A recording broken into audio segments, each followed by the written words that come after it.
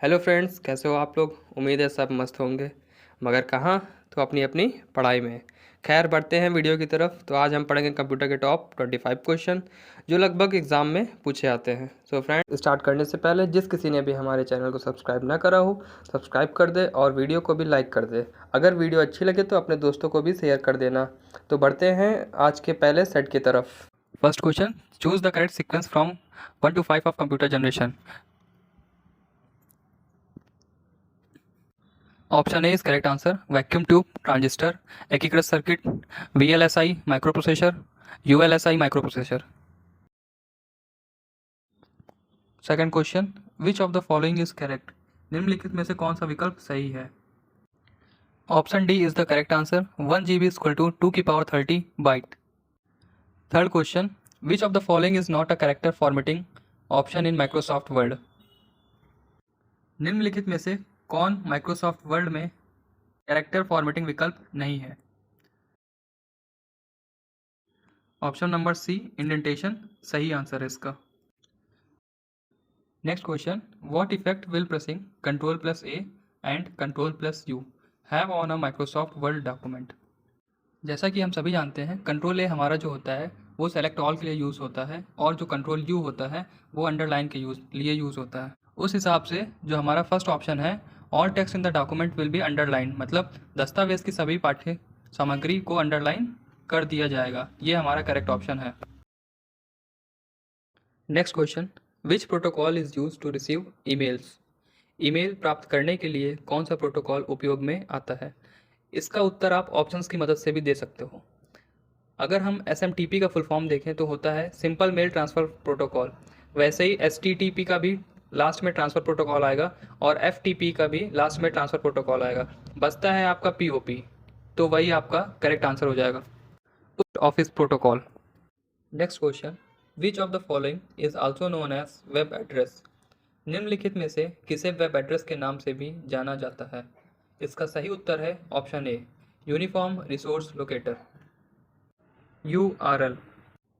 Next question, in Windows operating system, when you delete an item from any drive using the delete key or even simply right clicking and selecting delete option, the item is moved। Windows operating system में जब आप delete कुंजी का उपयोग करके या यहाँ तक कि बस राइट क्लिक करके और डिलीट ऑप्शन का चयन करके किसी भी ड्राइव से कोई आइटम हटाते हैं तो आइटम को स्थानांतरित कर दिया जाता है। जब हम कुछ भी डिलीट करते हैं तो वो सीधा डिलीट नहीं होता है, वो पहले आपका रिसाइकिल बिन में जाके स्टोर होता है, और फिर हमें उसे वहाँ से परमानेंट डिलीट करना पड़ता है। उस हिसाब से इसका सही उत्तर ऑप्शन नंबर डी होगा, recycle bin. In MS Word 2010, which option is a small customizable toolbar that displays frequently used commands such as save, redo, etc. MS Word 2010 में कौन सा ऑप्शन एक छोटा अनुकूलन योग्य टूलबार है जो प्रायः उपयोग किए जाने वाले कमांड जैसे कि सेव, रीडू आदि को डिस्प्ले करता है। इसका सही उत्तर है क्विक एक्सेस टूलबार। ये आपको किसी भी विंडो के सबसे ऊपर लेफ्ट हैंड साइड में देखने को मिलता है। Next question, which of the following types of computer is also known as notebook. निम्नलिखित में से किस प्रकार के कंप्यूटर को नोटबुक के नाम से भी जाना जाता है। इसका सही उत्तर ऑप्शन नंबर डी है, लैपटॉप कंप्यूटर। जैसा कि हम जानते हैं, लैपटॉप कंप्यूटर को हम बीच से मोड़ सकते हैं। जैसे हम अपनी नोटबुक को बीच से मोड़ सकते हैं, वैसे ही हम लैपटॉप को भी बीच से मोड़ सकते हैं और उसे बंद कर सकते हैं।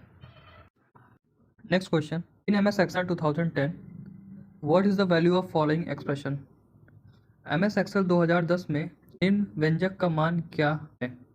22 - 12 भागे 3 भागे 2 प्लस 4। ऐसे क्वेश्चंस को हम लोग बॉड-मॉस रूल के द्वारा हल करते हैं। बॉड-मॉस रूल है क्या। सबसे पहले B ब्रैकेट, फिर O of, divide, M multiply, A addition, S subtraction. तो इसे पहले डिवाइड करेंगे, फिर ऐड करेंगे और फिर माइनस करेंगे। उस हिसाब से जो इसका सही उत्तर आएगा वो होगा ऑप्शन नंबर डी, 24। इसका सही आंसर है। Next question, what is the minimum zoom percentage in MS Excel 2010 application. MS Excel 2010 में न्यूनतम जूम प्रतिशतता कितनी है? इसका उत्तर देने के लिए आप इसमें कोई लॉजिक नहीं लगा सकते, ये आपको पता ही होना चाहिए। इसका सही आंसर ऑप्शन नंबर बी 10% है। Next question, which of the following effects is not available in font dialog box of MS Word 2010? निम्नलिखित में से कौन सा इफेक्ट MS वर्ड 2010 के फ़ॉन्ट डायलॉग बॉक्स में उपलब्ध नहीं है?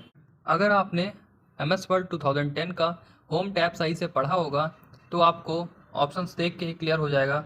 ऑप्शन नंबर डी जो है फैंसी, वो फ़ॉन्ट डायलॉग बॉक्स में नहीं होता। बाकी के तीनों ऑप्शन इटैलिक, बोल्ड और सबस्क्रिप्ट, ये आपको फ़ॉन्ट डायलॉग बॉक्स में होम टैब पर देखने को मिलेंगे। Next question, which of the following is incorrect about cache memory? निम्नलिखित में से कौन सा कैश मेमोरी के बारे में गलत है? इसका सही उत्तर देने के लिए आपको पता होना चाहिए कि कैश मेमोरी होती क्या है। फिलहाल इसका सही उत्तर ऑप्शन नंबर ए है, यह मुख्य मेमोरी से धीमी होती है। Next question, which of the following feature of MS Word is used to assign a name to a specific point in a document?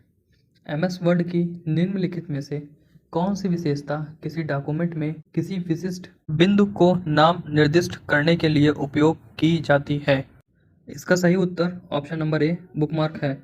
अगर हमें किसी भी स्पेसिफिक पॉइंट को असाइन करना होता है तो हम बुकमार्क का यूज़ करते हैं। बुकमार्क हमें इंसर्ट टैब पे मिल जाता है। Next question, what is the default horizontal alignment of text in a cell of MS Excel worksheet?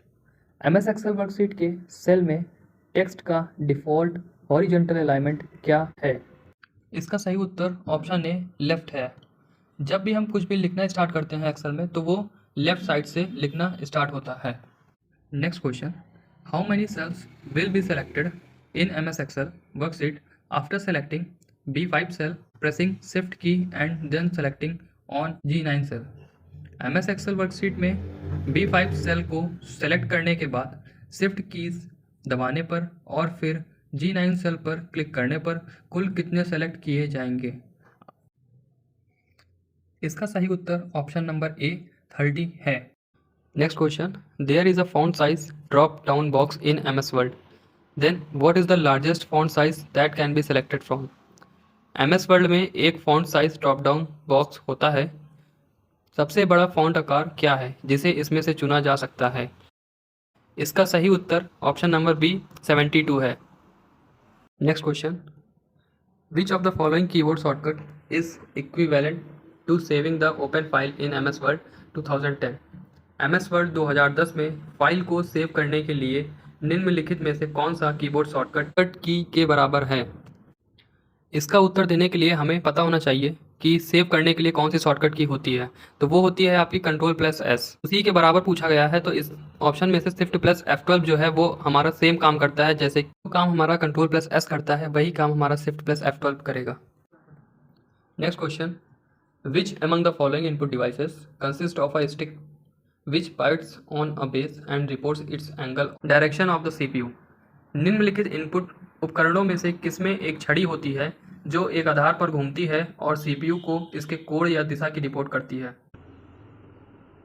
अगर ऑप्शंस को देखें तो ऑप्शन ए माइक्रोफोन, जो कि एक इनपुट डिवाइस है लेकिन बोलने के काम आता है।